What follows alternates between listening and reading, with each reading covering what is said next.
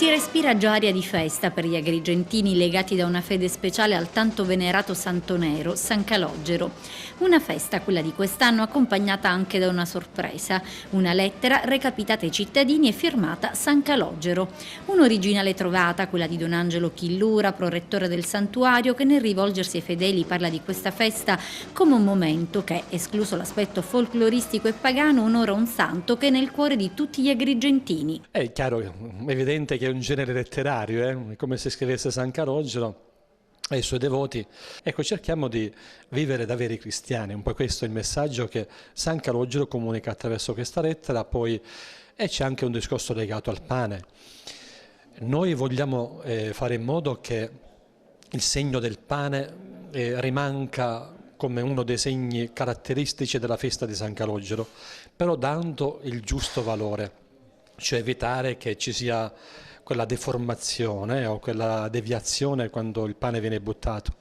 Il pane invece, come fanno tantissime persone, viene portato in santuario e questo è il modo più bello di valorizzare il pane, cioè farlo benedire per trasformarlo in segno di comunione con tutte le persone. È in attesa dei festeggiamenti ufficiali che partiranno venerdì 29 giugno con l'inaugurazione dell'illuminazione straordinaria della città. Ieri, festa liturgica di San Calogero, è stata celebrata una Santa Messa affollata da fedeli e portatori, nel corso della quale sono stati presentati nuovi confrati. Quando lo vedevo passare sotto casa mia, con quegli occhi sentivo: ti voglio parlare, ti voglio che tu stia vicino a me. E così credo di aver esaudito un mio desiderio anzitutto e poi penso che è una chiamata verso l'alto. Come diciamo ogni anno diamo la nostra collaborazione al santuario della chiesa di San Calogero come confraternita. È un gruppo di confrati che siamo molto uniti, cerchiamo di portare la nostra fede e dare testimonianza alla città di Agrigento.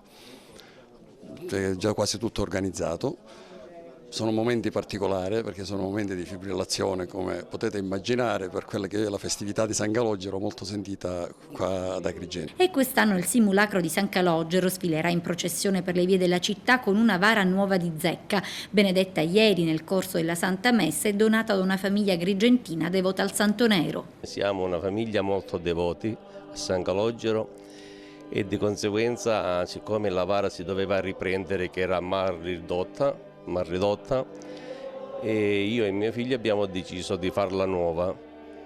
Si è deciso, la confraternita ha deciso, e sia i portatori hanno deciso di fare una fotocopia di questa e l'abbiamo realizzata per come si trovava.